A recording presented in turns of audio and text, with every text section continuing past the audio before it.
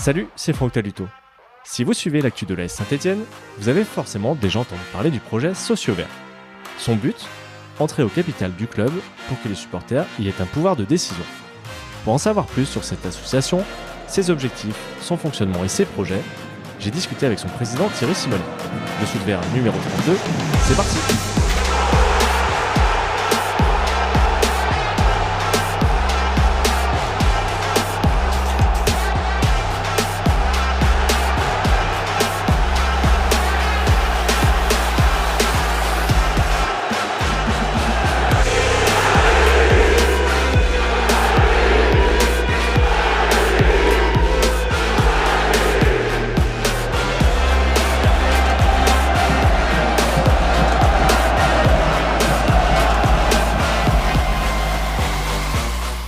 Salut Thierry. Oui, bonjour à toi, bonjour à tous les auditeurs, auditrices et supportrices des Verts. Alors merci d'avoir accepté l'invitation déjà. On profite de la coupure estivale pour prendre le temps de parler de l'association que tu présides. Alors Sociovert, comme l'indique son nom, a pour ambition de permettre aux supporters d'être représentés au sein de l'AS Saint-Etienne, si j'ai bien compris. On est là pour parler en détail de la démarche, mais pour commencer, est-ce que tu peux te présenter rapidement, nous parler de ton lien avec le foot, avec Saint-Etienne et avec la SSE? Alors, Thierry Simonet, j'ai bientôt 59 ans. Mon lien avec le foot, il remonte à 1975, donc ça fait déjà quelques années. Lors de l'épopée des Verts, 1975, c'était le match aller-retour entre le Bayern et l'AS Saint-Etienne en demi-finale, en 75, donc l'année d'avant la grande finale. Et puis voilà, je suis tombé amoureux de cette équipe, de ce club, et à l'époque, donc j'habitais à côté de Clermont-Ferrand, à 1 heure de Clermont-Ferrand en voiture, mais côté ouest, donc au niveau Saint-Etienne, c'était 3-4 heures de voiture pour venir ici. Et donc, après, j'allais à Saint-Etienne une fois par an, mon papa m'a amené là-bas, voir les matchs une fois par an, c'était un pèlerinage, quoi, voilà. Puis après, je suis venu sur la région stéphanoise en 1988, pour me rapprocher du chaudron et puis vivre ma passion à fond. Et j'ai fait ma vie sur la région stéphanoise, plus précisément à Saint-Chamond, pendant 30 ans. D'accord, tu es venu t'installer ici pour être je suis venu m'installer ici pour être plus près du chaudron. Et puis bon, après, on fait sa vie autour de la région stéphanoise. S'il fallait ressortir quelques grands moments que tu as vécu en tant que supporter des Verts? Alors les grands moments, j'en ai deux. C'est la remontée avec l'équipe d'Adrien Ponsard, de Patrick Guillot. J'adorais cette équipe, vraiment. Et puis le public qui portait l'équipe, donc c'était vraiment magnifique. Un autre aussi, c'est la montée et le but de Bouidono qui nous amène en titre de champion de Ligue 2, mais avec un but qui est exceptionnel, quoi, vraiment. Et puis je dirais la finale de la Coupe de la Ligue à Paris, au Stade de France. J'y étais, c'était magnifique. Alors tu m'as fait une passe décisive, une double passe décisive, puisque tu as cité Adrien Ponsard et Damien Bridonneau, qui sont deux des soutiens récents de Sociovert. Comment est-ce que tu t'es retrouvé impliqué dans cette démarche avant d'expliquer ce qu'elle est? Alors, c'est simplement une déception un peu de ce qui se passe au niveau du club, que les supporters, que les entreprises, que tous les amoureux de l'AS Saint-Etienne ne se retrouvent pas complètement associés, on va dire, au niveau du club. Et ça, c'est un manque. Et je me suis dit, pourquoi ne pas commencer une aventure socios à Saint-Etienne, comme ça peut l'être en Allemagne, comme ça peut l'être en Espagne. Mais bien sûr à la française, puisque la législation n'est pas la même. Voilà, c'était cette idée-là qui a germé, et puis j'en ai parlé à 2-3 supporters verts que je croisais à l'époque, il y a 1 an, donc c'est pas si vieux. Et puis on a décidé de lancer tout ça sur un forum, et puis c'est parti de là. On a démarré à 3-4, et puis en lançant l'appel sur poteau carré, ça a démarré assez vite. On s'est retrouvé à 8-10 personnes. Et puis après, ça a explosé, quoi. Pour rentrer dans le concret, je crois que vous avez le statut associatif, je le disais en introduction. Quel est l'objectif de cette association ? L'objectif, c'est de rentrer au capital de l'AS Saint-Étienne. Alors après, ce n'est pas de racheter en totalité l'AS Saint-Étienne, c'est de rentrer au capital. Alors, on s'est fixé un objectif de 10% max. Voilà, après, ce qui correspondrait, suivant le rachat du club, à entre 2 et 4 millions d'euros. Et donc, nous, on s'est fixé un objectif fictif et sympathique, qui est de 42 000 spectateurs à 100 euros, ce qui ferait 4 millions d'euros, si les calculs sont bons. Mais c'est un objectif fictif, mais sympa. Et concrètement, alors moi j'avais trouvé la date de lancement fin 2021, c'était peut-être un petit peu octobre 2021, fin octobre. Et là on se parle, on est sur les tout derniers jours de juin. On en est où concrètement en nombre de socios impliqués et d'argent amassé? Là on a un peu plus de 200 000 euros et on approche les 2000. On est à 1973, je crois. Enfin bon, à un ou deux près. Voilà. Ça progresse doucement mais sûrement. En fait, on est sur une pente douce, on va dire, mais montante. Donc, on continue à progresser. D'accord. Je reviens sur ma question du concret. Ce serait quoi l'idée? Ce serait d'avoir un ou des représentants au conseil d'administration, par exemple? Au minima, un représentant, voire deux. Après, au-delà, il faudrait qu'on soit beaucoup plus puissant que ça. Financièrement parlant, il faudrait qu'on puisse amener, je sais pas, n'importe quoi, mais 50% pour arriver à être 3, 4, 5. Voilà, il faut être réaliste aussi. Oui, un ou deux représentants, mais qui seraient représentants véritablement de tous les socios, puisqu'on aurait une possibilité de voter pour avoir un représentant qui est démocratique en fait. Tu le disais tout à l'heure, c'est un mode de fonctionnement qui est assez populaire, notamment en Espagne, puisque ce sont les socios là-bas qui élisent par exemple le président du Barça et du Real Madrid, qui sont quand même des mastodontes du foot mondial. Je me souviens que Guingamp avait essayé, mais ça n'a pas forcément trop pris, il me semble. Est-ce que tu as des exemples qui, eux, fonctionnent ou ont fonctionné en France? Alors en France, Guingamp a réellement un groupe socios qui existe, mais par contre qui n'est pas au capital du club. Mais le groupe socios de Guingamp fonctionne et plutôt la partie un peu comme SSE Cœur Vert à la Saint-Étienne, c'est-à-dire qui fait plutôt la partie caritative.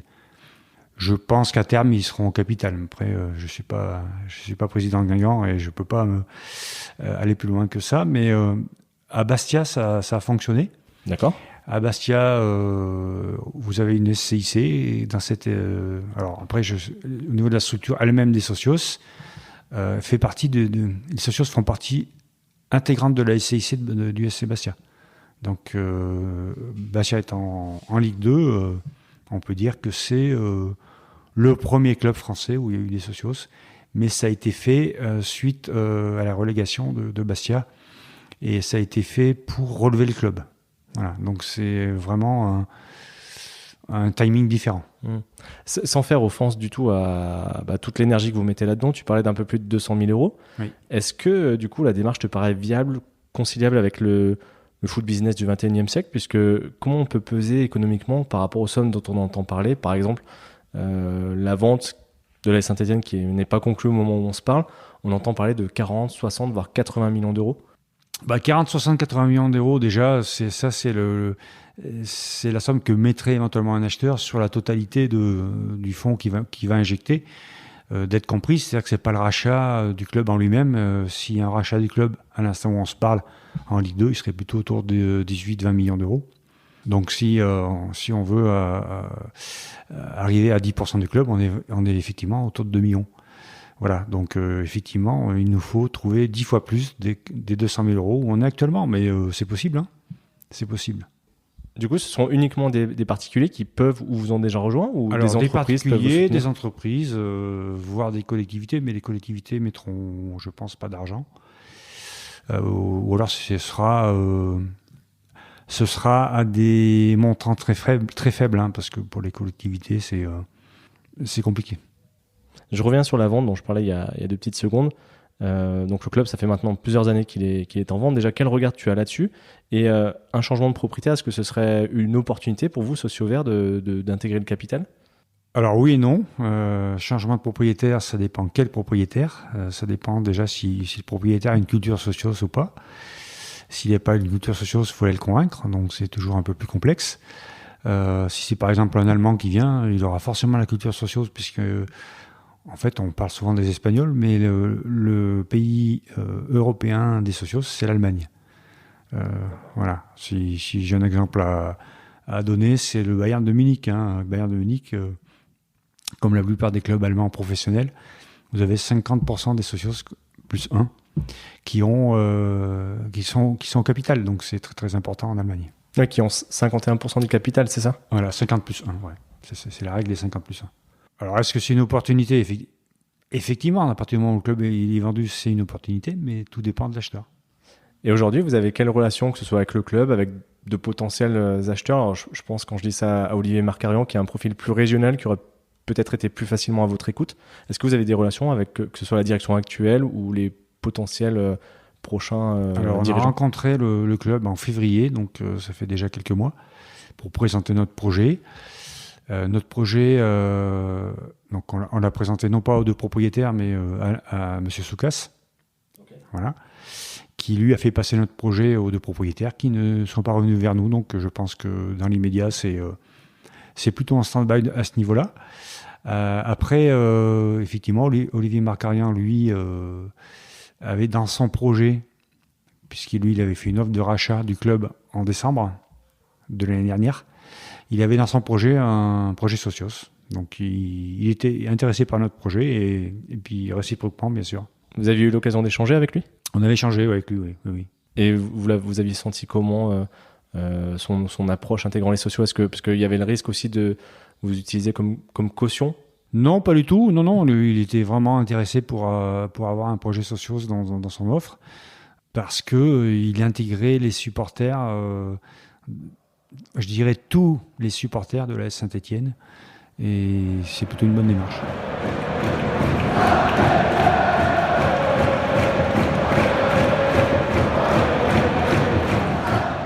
À propos des supporters, justement, je sais que vous vous adressez à tout le monde. Est-ce que vous avez rencontré les différents groupes, que ce soit les associés, les Magic Fans, les Green Angels, les IS et l'USS? Alors, on a essayé de rencontrer la plupart des groupes. Les ultras restent assez fermés parce qu'ils ont une culture qui leur est propre. Ça, on le comprend. Après, peut-être qu'un jour, ils viendront discuter avec nous. Nous, notre porte est ouverte. Sinon, on a discuté avec l'USS, on a discuté avec les associés également.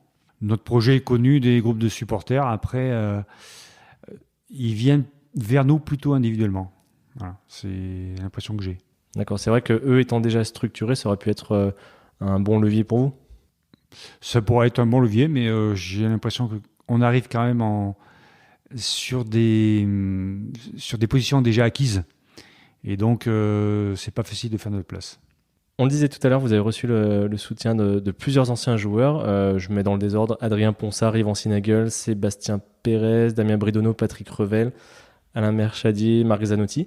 Comment est-ce que ça se passe? Est-ce que c'est vous qui êtes allé les chercher ou ce sont eux qui sont venus? Et qu'est-ce que ces noms-là apportent à votre projet, notamment, je pense, en termes de crédibilité, peut-être? Oui.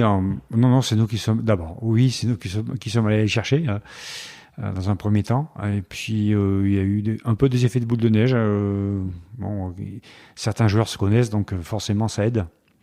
Mais après, on a une cellule spécifique pour aller chercher les joueurs et pour qu'ils adhèrent à notre projet. Effectivement, ça nous apporte une crédibilité. Et dans un temps futur, ça va nous amener aussi une possibilité de faire rencontrer les anciens joueurs avec le public, avec les souscripteurs et les socios verts. Donc le but du jeu, c'est vraiment que toutes les familles se rencontrent, aussi bien les entreprises que les joueurs, que les amoureux de l'AS Saint-Étienne, donc les particuliers, on va dire. Donc oui, c'est vraiment ce but-là. Vous avez un rythme au niveau de socios verts d'annonces très régulière de nouveaux soutiens. Est-ce qu'on peut s'attendre à ce que ça continue dans les prochaines semaines? Est-ce qu'il va y avoir une petite coupure estivale? Est-ce qu'il y a déjà des noms que tu peux nous donner à ce micro? Non, j'aurais essayé. Non, mais je peux pas donner de nom parce que pour l'instant, on a effectivement la coupure estivale qui arrive. C'est un peu plus calme. Puis nous aussi, on a besoin de se reposer un peu. Si entre le travail et les socios verts, on est tous bien pris. Et je pense qu'on va faire une petite coupure. Alors, à moins que l'activité s'accélère, mais je pense que juillet et août devraient être un peu plus calmes et on prévoit plutôt en septembre de faire une action d'envergure, on va dire. C'est-à-dire un événement grand public, c'est-à-dire une annonce? Non, un événement qui permettrait de rassembler pas mal de monde. D'accord, parce que j'allais te demander justement comment vivait le mouvement, parce que on peut imaginer que tout le monde n'est pas à Saint-Étienne. Est-ce que vous arrivez à vous rassembler? Est-ce qu'on utilise la visio que... Alors on se rassemble toutes les semaines en vidéo, tous les jeudis soirs.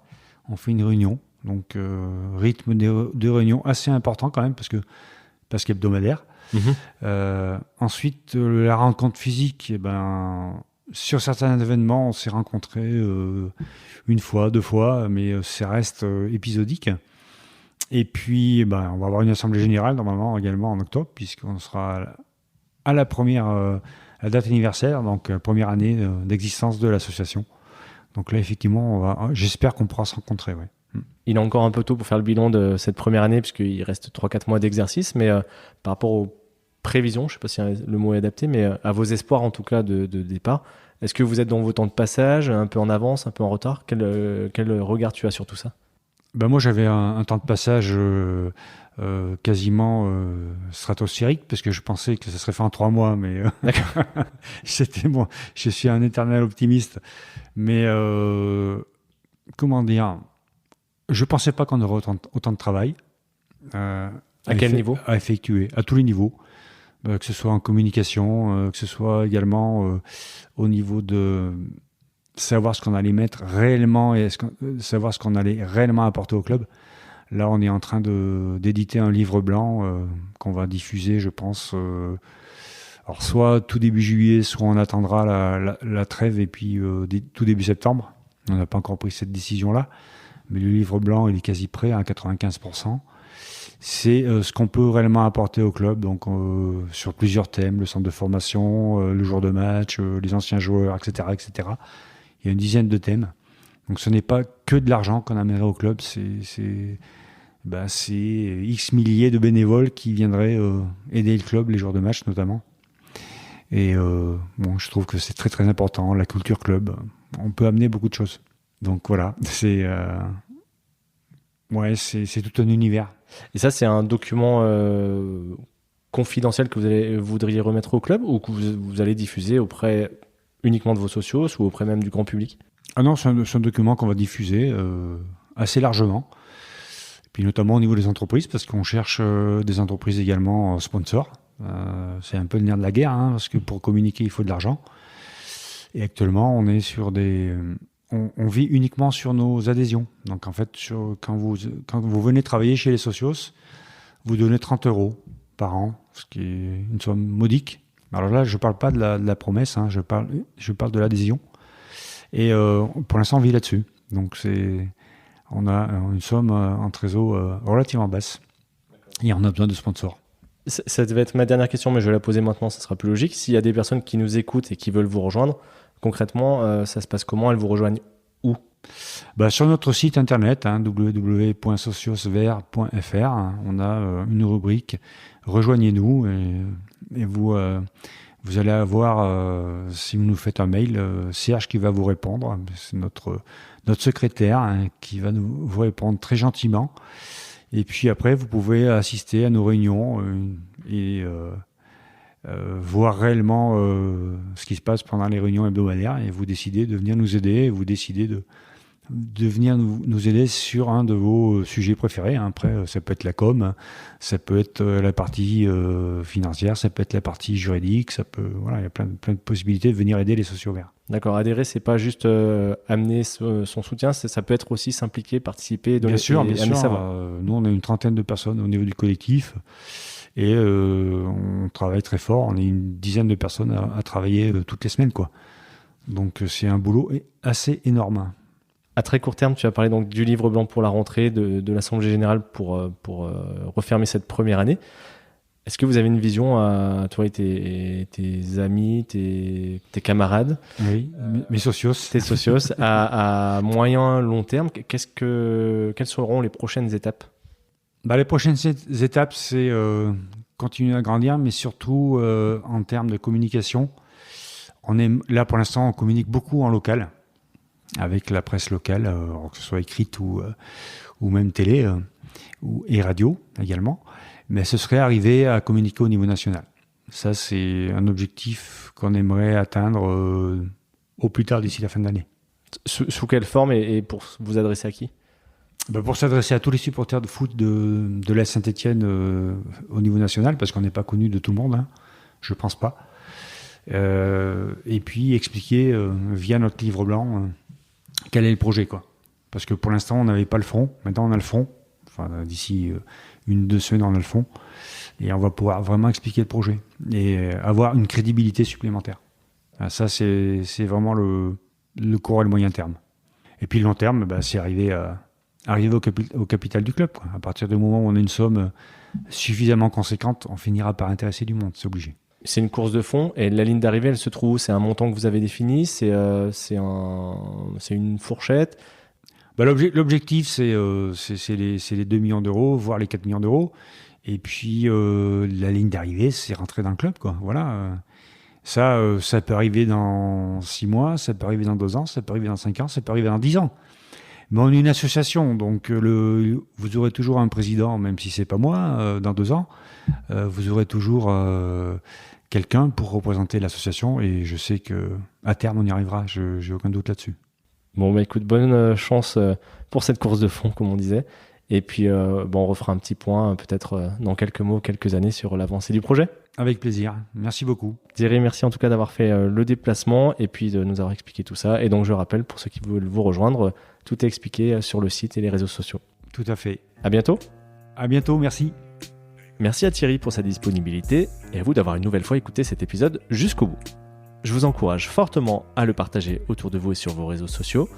Vous pouvez également faire grandir ce podcast en lui mettant 5 étoiles et un commentaire sur Apple Podcast ou Spotify. Si vous avez envie de poursuivre la discussion, direction Facebook, Twitter et Instagram ou écrivez-moi à dessous-de-verre@gmail.com. À bientôt. Ciao.